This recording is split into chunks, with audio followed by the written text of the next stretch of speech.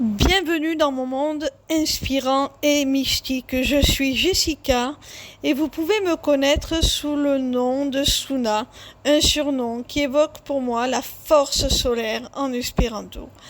Dès mon enfance, j'ai été plongée dans l'ésotérisme, la magie et les arts divinatoires. Une tradition qui a été transmise par les femmes de ma lignée maternelle.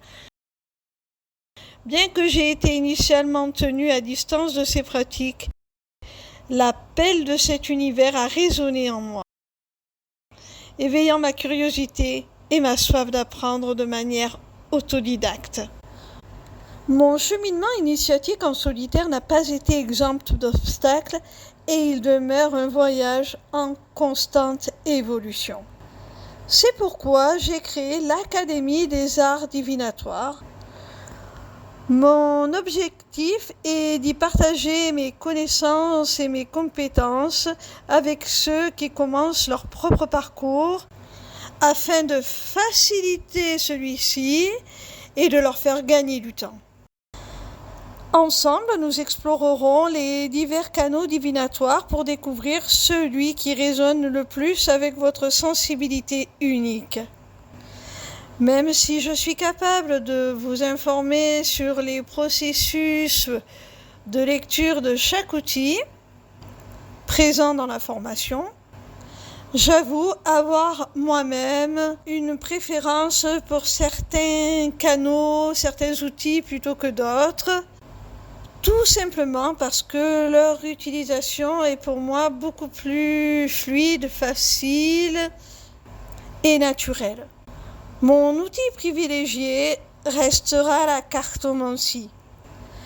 Mais c'est très personnel et ma formation est justement là pour vous aider à explorer selon votre mode de fonctionnement quel est l'outil qui vous correspond le mieux. Je vous invite donc à développez vos antennes pour bien recevoir les messages de l'univers, parce que l'univers a toujours un message pour vous. C'est d'ailleurs pour ça que j'ai souhaité nommer mon activité les missives célestes. Je vous y accueille donc les bras grands ouverts. Je vous y souhaite la bienvenue. Et pourquoi pas, si le cœur vous en dit, je serai ravie aussi de vous accueillir parmi mes néophytes au cœur de l'Académie des Arts Divinatoires.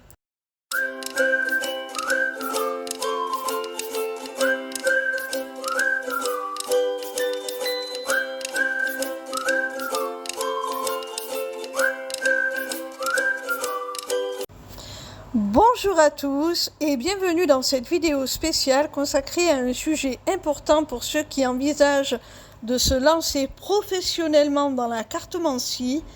Aujourd'hui, nous allons explorer en détail 5 pensées limitantes qui peuvent freiner votre enthousiasme et vous empêcher de réaliser votre potentiel dans ce domaine passionnant.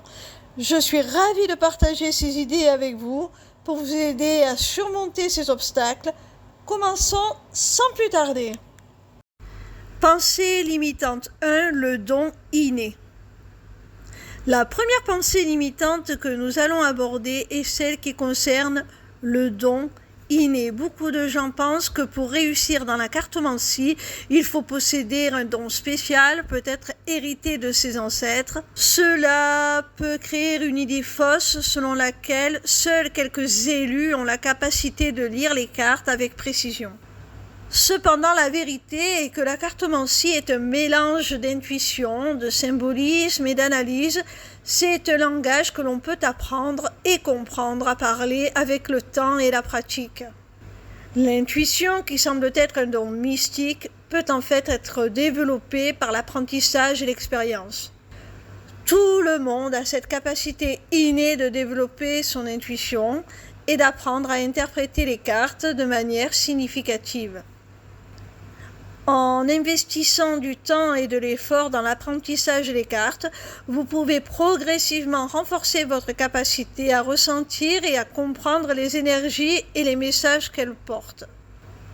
Alors, ne laissez pas cette pensée limitante vous arrêter.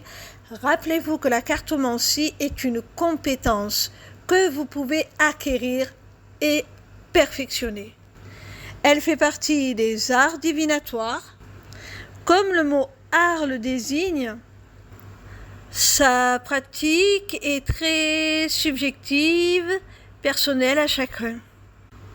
Quand vous aurez acquis suffisamment de confiance en vous dans cette pratique, vous pourrez même créer vos propres modes de tirage et vos propres outils. Pensée limitante 2, le rapport à l'argent. Passons maintenant à une pensée limitante qui peut concerner la rémunération en cartomancie. Certaines personnes pourraient croire qu'il est mal de se faire payer pour ses services, considérant la cartomancie comme un don qui ne devrait pas être monnayé. Il est crucial de comprendre que votre temps, votre énergie et votre expertise ont une valeur réelle. Lorsque vous proposez des lectures de cartes, vous offrez bien plus qu'une simple interprétation, vous offrez une perspective unique, une guidance et une compréhension profonde des situations. Cela peut même, par certains côtés, être thérapeutique pour le consultant. En reconnaissant cette valeur, vous pouvez changer votre perspective de la rémunération. Se faire payer pour vos services n'est pas seulement acceptable, mais c'est aussi une reconnaissance de l'investissement que vous avez fait dans votre apprentissage et votre développement. Cela vous permet également de continuer à offrir des lectures de haute qualité et de consacrer du temps à cette pratique enrichissante.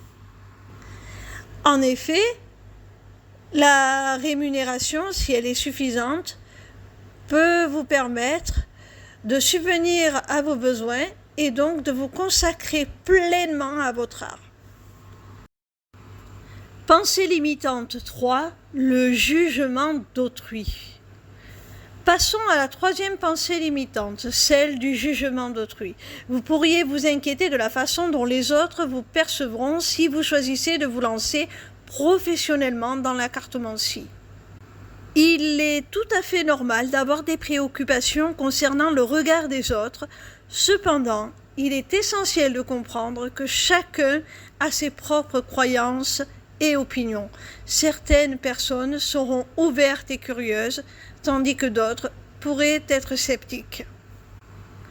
La clé est de rester fidèle à vous-même et à votre passion. Si vous croyez en la valeur de la cartomancie et en ce qu'elle peut apporter aux autres, cela se reflètera dans votre attitude et votre confiance. Vous pouvez vous préparer à répondre aux questions et aux doutes avec respect et assurance en partageant votre point de vue de manière authentique. N'essayez donc pas de convaincre à tout prix, cela pourrait avoir l'effet inverse. Restez dans le non-jugement et acceptez l'opinion de l'autre. Pensée limitante 4, la concurrence et la visibilité. Passons à la pensée limitante liée à la concurrence et à la visibilité.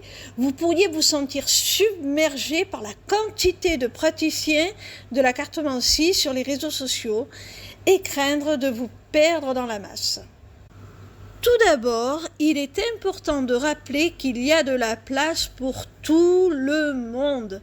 Chaque praticien de la cartomancie a sa propre approche, sa propre voix et sa propre clientèle potentielle. Plutôt que de vous concentrer sur la concurrence, concentrez-vous sur ce qui vous rend unique. Créez du contenu qui reflète votre personnalité et vos valeurs. Partagez des histoires, des expériences et des astuces qui montrent aux gens qui vous êtes en tant que praticien de la cartomancie. En investissant dans votre présence en ligne de manière authentique et cohérente, vous attirerez naturellement des personnes qui adhèrent à votre style et à vos messages. Soyez donc vous-même, restez qui vous êtes. De toute façon, on ne peut jamais plaire à tout le monde. Ceux qui vous suivront seront les bonnes personnes pour vous. Celles qui auront choisi de vous accompagner dans cette aventure seront la bonne audience. Pensée limitante 5, la crainte de confronter le consultant à des vérités délicates. Enfin, abordons la dernière pensée limitante, la peur de confronter le consultant à des vérités délicates. Vous pourriez hésiter à partager des informations difficiles de peur de blesser le consultant. Dans ces moments-là, il est essentiel de trouver un équilibre entre être honnête et heurter inutilement la sensibilité de l'autre. Tout d'abord, rappelez-vous que les consultants viennent à vous pour obtenir des éclaircissements et des conseils. Cela signifie qu'ils sont ouverts à entendre des vérités parfois difficiles, mais ils ont également besoin de sentir que vous les respectez et que vous les soutenez, avec empathie et bienveillance. Lorsque vous abordez des sujets sensibles, prenez le temps d'expliquer les messages des cartes avec compassion. Mettez en avant le côté positif de la situation, même si elle est difficile. Fournissez des conseils et des suggestions pour faire face aux défis à venir. Rappelez-vous, votre rôle est de guider et d'inspirer, même lorsque les vérités sont complexes. Voilà, nous avons parcouru ensemble ces 5 pensées limitantes qui peuvent entraver votre progression dans le domaine de la cartomancie. J'espère que nos discussions approfondies vous ont apporté des perspectives nouvelles et inspirantes pour surmonter ces obstacles. Rappelez-vous, la cartomancie est une pratique qui évolue avec le temps et l'expérience. En vous engageant pleinement dans votre développement personnel et professionnel, vous pouvez non seulement surpasser ces pensées limitantes, mais aussi réaliser vos rêves de réussite dans le monde de la cartomancie. Si vous avez apprécié cette vidéo, n'hésitez pas à laisser un commentaire ci-dessous et à vous abonner à notre chaîne pour plus de contenu passionnant sur la cartomancie et les arts divinatoires en général. Si vous avez des questions ou des expériences à partager, nous serions ravis de les entendre. Merci d'avoir pris le temps de regarder et de réfléchir avec nous. Si vous le souhaitez, je vous invite à vous abonner à notre taroscope pour recevoir gratuitement chaque semaine vos prédictions signe par signe. Vous pouvez aussi prendre rendez-vous avec moi-même pour plus d'informations sur notre formation, l'Académie des Arts Divinatoires, ou tout simplement pour prendre rendez-vous pour une consultation. Merci et à bientôt pour de nouvelles missives célestes.